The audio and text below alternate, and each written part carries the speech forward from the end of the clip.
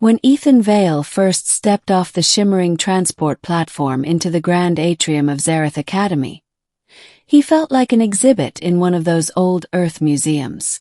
Hundreds of eyes, some crystalline, some faceted like insects, some glowing in bioluminescent hues, swiveled toward him. He swallowed. His palms were sweaty inside his translation gloves. A holographic banner floated overhead. "Welcome to the future leaders of the Galactic Concordance." No pressure. Xerath Academy was the most prestigious institution in the known galaxy, a place where the next generations of diplomats, scientists, and starship commanders trained. And Ethan Vale, one of the first humans ever accepted, had been chosen to attend. He straightened his posture, trying to look confident. "Just keep walking," he told himself. "Like you belong here." A ripple of chittering laughter echoed across the atrium.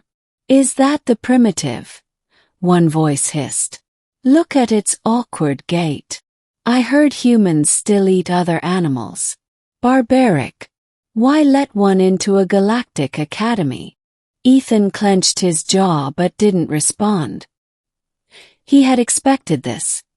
His guidance counselor warned him that humanity's late entrance into the galactic community came with a reputation: primitive, emotional, impulsive. A species still earning trust. And today, Ethan felt every ounce of that scrutiny. Then he noticed her. Near the back of the gathered students stood a girl. At least, he assumed girl, though her species was unknown to him.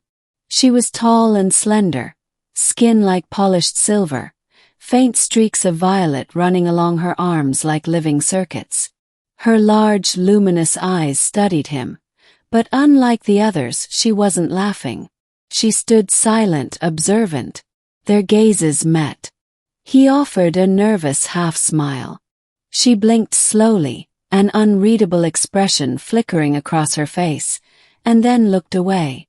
Ethan exhaled. Well, one neutral reaction is better than a hostile one. First impressions hurt.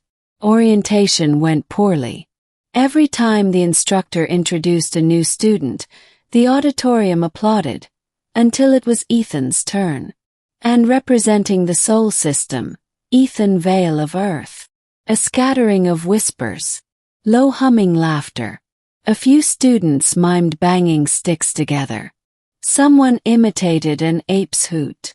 Heat flooded Ethan's cheeks. He forced himself to nod politely, pretending the mockery bounced off. Inside, though, it stung. Humans had worked hard to earn a seat at the galactic table, but prejudice lingered. The silent silver-skinned girl sat several rows ahead of him.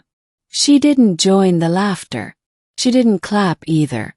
She simply watched the stage, fingers folded neatly on her desk, as if cataloging every reaction around her. That night in his dorm, Ethan stared out the window at twin moons rising over crystalline spires. He had left Earth with so much hope. Maybe I don't belong here after all, he thought. Maybe they were right about humans. But giving up wasn't an option. Training and trials. Classes began. Ethan struggled at first. Alien mathematics used spatial dimensions his brain wasn't adapted to conceptualize. Diplomatic protocols required interpretation of subtle pheromone shifts, complex sounds, and bioluminescent signaling, nuances impossible to speak with a human vocal cord. And always the whispers. Primitive. Slow. Why is it even here? Ethan spent long nights studying, practicing until his voice was hoarse from alien pronunciations. Slowly, painfully, he improved. His human adaptability, so often mocked, served him well.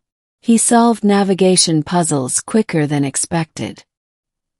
He built a rudimentary multi-species communication bridge that impressed his instructors.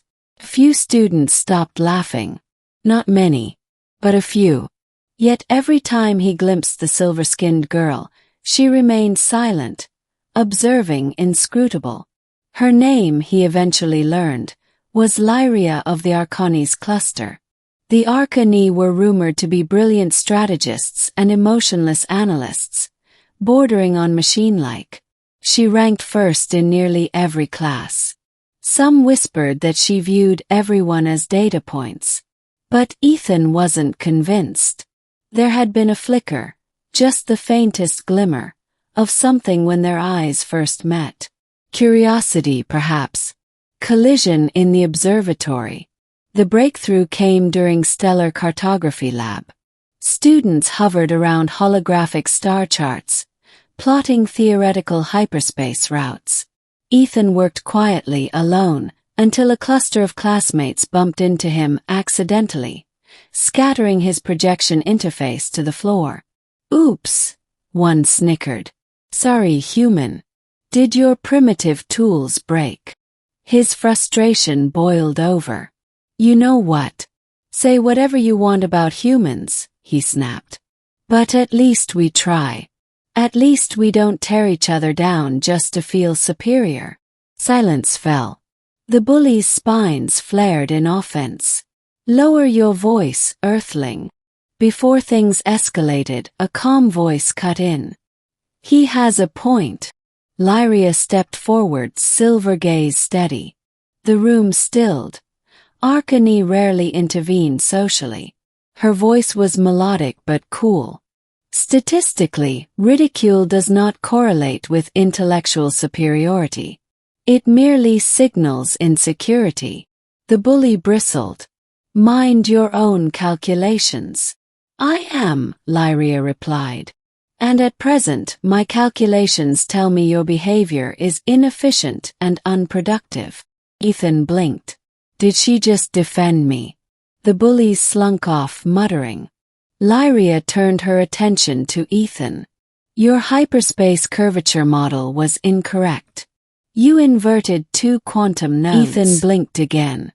"Thanks." She considered him for a moment. "Your emotional response was inefficient," she added, "but understandable." Then she walked away. Ethan watched her go, baffled but grateful. An unlikely friendship. Over the next weeks, Lyra occasionally offered quiet advice. Not emotional encouragement but practical guidance. An Arcani form of support. "Your linguistic tones fluctuate too widely. Stabilize them. Your hand gestures are redundant. Reduce them by 40%. You misinterpret silence as rejection. Silence can indicate processing." Ethan learned she wasn't emotionless, just different. Where humans wore feelings openly, the Arcani expressed emotion like subtle gravitational waves. Felt, not seen. And slowly, a fragile connection formed. They studied together. Walked the crystalline courtyard paths together. She asked endless questions about Earth animals and human art, analyzing paintings like they were technological blueprints. One evening, beneath a sky swirling with nebula light, Lyra spoke first. "When you arrived, the others mocked you," she said. "You endured. That intrigued me." Ethan laughed softly. "Most days I felt like quitting. But you did not." She tilted her head. "Humans are statistically more resilient than expected. I am glad." Her voice wavered slightly, almost warm. For the first time, Ethan saw her not as a cold analyst, but as someone searching for connection in her own way. Crisis above Xerath. The breakthrough of acceptance came sooner than expected. During a routine orbital training exercise, an asteroid fragment struck the Academy's primary station ring. Alarms blared. Shields flickered. Panic erupted as cadets scrambled. Ethan and Lyra were aboard one of the training vessels when debris disabled life support. Oxygen levels plummeted. The instructor was unconscious, injured by falling equipment. Fear reverberated through the cadets. This wasn't simulation, this was real. "We have to dock manually," Ethan said, scanning controls. But the stabilizers. Offline, Lyra confirmed. Emergency thrusters are insufficient. Plan sparked. Human starships used analog fallback systems. So did this one, but alien cadets rarely used them. Ethan dove into manual controls. I can do it. But I'll need someone monitoring gravitational drift vectors. Lyra's eyes brightened. I will assist. Together they steered the damaged ship, Ethan guiding thrusters, Lyra predicting gravitational shifts with astonishing speed. Voices over comm units trembled, unsure of their fate. When they docked safely, cheers erupted across the bay. The Academy commander approached. Exceptional work. You saved lives. Ethan swallowed hard. We did it together. Lyra nodded, expression unreadable, but her fingers trembled slightly. Emotion contained but real. The bullies who once mocked Ethan now stared with new respect. A new beginning. From that day whispers changed tone. That's the human who saved the training crew. And the Arcany girl helped him. Maybe humans aren't primitive after all. Ethan didn't need applause.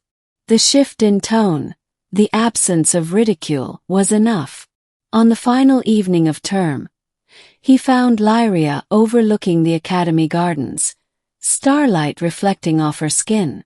Thank you, he said quietly, for believing in me. She shook her head. I did not believe. I observed. Belief came later. Ethan smiled. Still counts. Then her voice softened. You changed variables I did not expect. Friendship was not predicted. He grinned. Humans are full of surprises.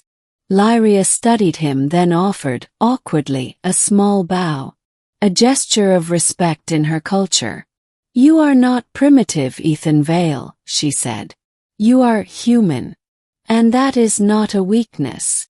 Warmth spread through him. Not just triumph, but genuine connection. As the Academy lights glittered in the alien sky, Ethan realized he finally belonged.